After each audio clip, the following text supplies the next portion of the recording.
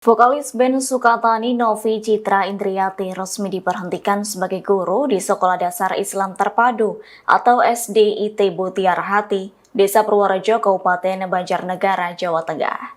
Namun pemberhentian tersebut bukan imbas kontroversi lagu Bayar Bayar Bayar yang viral dan permintaan maaf Sukatani Band ke pihak polisi.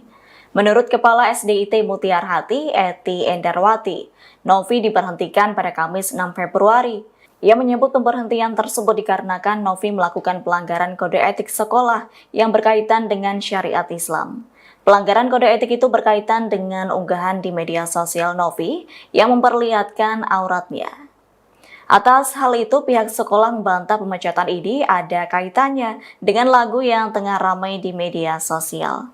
Menurut Eti, kendati Novi memiliki kinerja baik dalam mengajar, seorang guru di sekolah tersebut tak hanya dituntut memiliki kompetensi, namun juga harus mematuhi nilai-nilai yang dibuat. Terkini SDIT Mutiara Hati mengaku memberikan surat keterangan pengalaman mengajar ke Novi, namun hingga saat ini surat tersebut belum diambil.